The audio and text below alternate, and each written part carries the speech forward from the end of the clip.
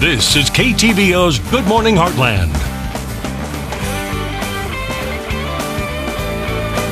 And welcome back. The Missouri Department of Conservation invites youth to discover nature through a youth turkey hunt. We have Rob Garber here this morning to tell us more about the clinic and the hunt. How are you doing today? I'm doing great. How are you? Good. So we brought a little friend. Does he have a name? I would go with Tom. Tom the turkey. I like it. All right. So let's go ahead and talk about this clinic and hunt that will be taking place. First, in order to take part in the hunt, you have to take part in the clinic, correct? Right. The Friday night before youth season, which is April 11th, we'll do a youth clinic. Okay. It'll have lots of different things we'll talk about, like how to call in turkeys, turkey habitat, biology, management, what the Conservation Department does for turkeys, and how the public can help, so to give the kids a better understanding of what turkeys are all about, and then how they can be fun to go hunt as well. And then after that clinic is when we the hunt will take place the following day, correct? Right. The next morning we'll get the kids up early, and we've got lots of landowners that have donated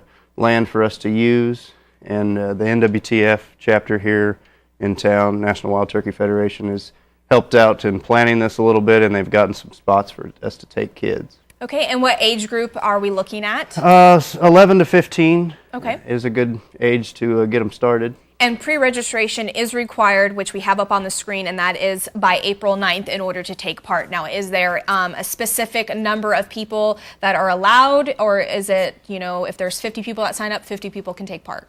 We're going to take probably 12 people this year. We've got 10 right now, so we'll probably just take a couple more, and the reason being is just because it's hard to find enough land, and we got to find enough turkeys for these kids to get after. That's true. Now let's go ahead and talk about some of the things you just briefly touched base on that they'll be learning in the clinic. Let's talk about what they'll be learning. So you talked about like safety decoys and all that other stuff. So what are they going to be learning?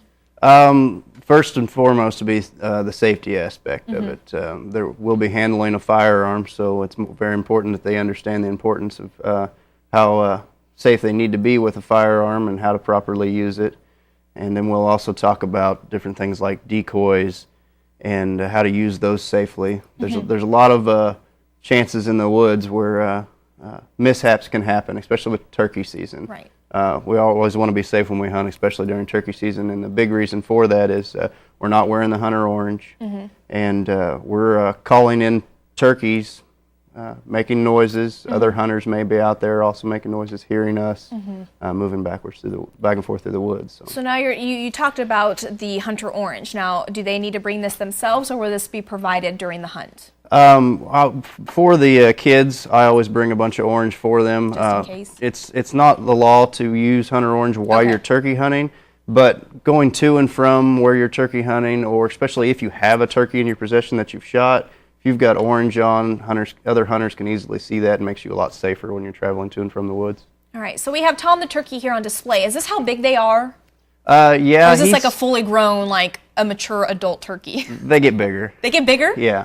Wow. So now is this what their kids are going to see when they're out hunting, or We hope so. We hope so. Yeah. All right. When do they start coming out? In the morning time, daytime, nighttime? They roost in trees, so they'll fly down about daylight or so. Okay. You can, and some of the funnest parts of turkey hunting is sitting out in the woods and listening for turkeys. So you sit under the trees and you wait for the turkeys to come, and you can hear them in the trees sometimes. So when you start calling, they'll start calling back to you while they're still in the trees, and then to watch them fly down and hear them, and they'll actually come and work in the decoys and strut around like they're really important big birds, and Really? And they are.